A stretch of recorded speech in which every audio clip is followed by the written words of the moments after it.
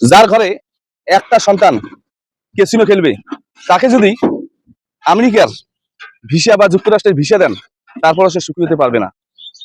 Casino বিষাক্ত একটা খেলা।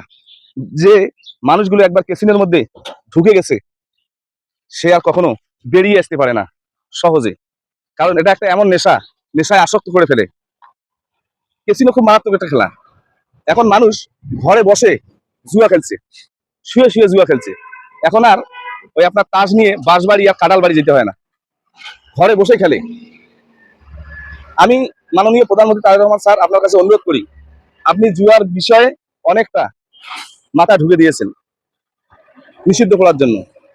আপনার কাছে আমার অনুরোধ, এই ক্যাসিনোর বিষয়ে একটু মাথা ঢুকান, একটা রেকর্ড করে যান যে ক্যাসিনো আপনি বাংলাদেশ থেকে তুলে দিচ্ছেন।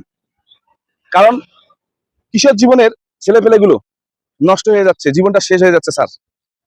এই ক্যাসিনোর পিছনে জীবনটা শেষ হয়ে যাচ্ছে, বাবা মার মান ইজ্জত সব ধুলায় মিশিয়ে দিচ্ছে স্যার। প্লিজ এই ক্যাসিনোর বিষয়ে আপনি একটু মাথায় ঢুকান। আপনি যদি চান এই ক্যাসিনো বাংলাদেশ থেকে তুলে দিতে পারেন, আপনি অনলাইনের মেন জায়গা থেকে আপনি তুলে দিলেন, ক্যাসিনো চলবে না, ক্যাসিনো চলবে না। আপনি যদি বলেন স্যার আপনার হাতে পাওয়ার আছে, আল্লাহ আপনাকে সে ক্ষমতাটা দিচ্ছে স্যার, আপনি একটু ক্যাসিনোর বিষয়ে মাথাটা ঢুকান। মানুষের সুন্দর সুন্দর ছেলে নষ্ট হয়ে যাচ্ছে। আমার পরিবার স্যার, আমার পরিবার ক্যাসিনোতে আসক্ত। আমি লজ্জা করি না কথা বলতে। আমি জানি কি যন্ত্রণা, কি কষ্ট, বুক ফেটে যায় স্যার, বলার কিছু থাকে না। এত উগ্র মেজাজি ওই সন্তানদের, এটা বলার ভাষা নেই।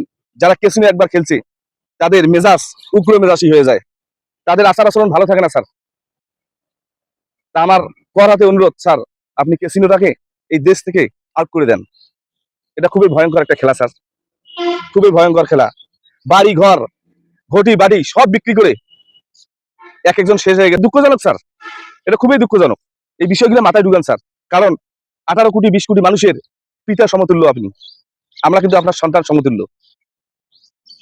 এজন্য আমি বলতে চাচ্ছি যে আপনার কাছে অনুরোধ, এই ক্যাসিনো খেলাটাকে হটিয়ে দিন। অনেক সন্তান বেঁচে যাবে, অনেক পিতামাতা সম্মানের হাত থেকে বেঁচে যাবে স্যার। এটা বুক ফাটা আত্মনাদ, বুক ফাটা আত্মনাদ স্যার।